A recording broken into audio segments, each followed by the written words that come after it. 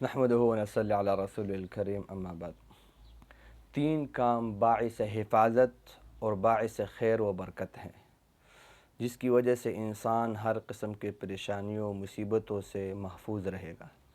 تین کاموں کی پابندی آپ کرے، حفاظت جو ہے وہ انشاءاللہ اللہ کے فضل و کرم سے آپ کی ہوگی۔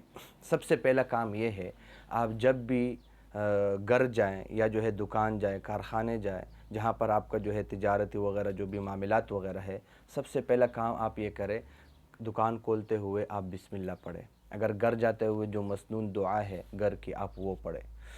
دوسرا کام آپ یہ کریں کہ آیت الکرسی پڑھیں۔ تیسرا کام آپ یہ کریں کہ نفلی صدقہ دیں۔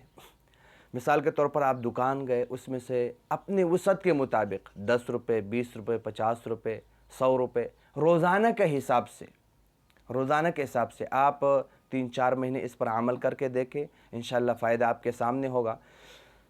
تیسرا کام آپ صدقہ کریں۔ صدقے سے کیا فائدہ ہوگا اور صدقے کی مثال کیا ہے؟ صدقے کی بہت ہی زیادہ فضائل احادیثوں میں وارد ہوئی ہے۔ اس کی مثال علماء نے یوں بیان کی ہے، صدقے کی مثال جو ہے وہ چھتری جیسی ہے۔ جس طرح چھتری میں انسان جاتا ہے تو وہ بارش کے قطروں سے محفوظ ہوتا ہے، بارش سے وہ محفوظ ہو جاتا ہے۔ اسی طرح جو آدمی صدقہ روزانہ کے حساب سے دے گا تو وہ ہر قسم کے پریشانیوں، مصیبتوں، حاسدین کے حسد، شریروں کے شر سے وہ محفوظ رہے، بیماریوں سے وہ محفوظ رہے گا۔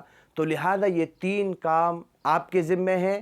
حفاظت جو ہے اور خیر و برکت جو ہے اللہ تبارک و تعالیٰ کے ذمے کی طرف سے ہے۔ آپ جو ہے یہ تمام کام آپ کریں۔ سب سے پہلا کام بسم اللہ، دوسرا کام آیت الکرسی، تیسرا کام جو ہے وہ نفلی صدقہ ہے، روزانہ کے حساب سے آپ صدقہ نکالیں۔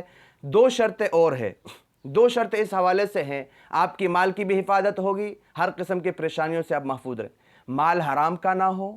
دوسری شرط یہ ہے کہ آپ نے اگر صاحب نصاب ہے، آپ نے اپنے مال کا زکوٰۃ نکالا ہوا ہو۔ وآخر الدعوانا الحمدللہ رب العالمین۔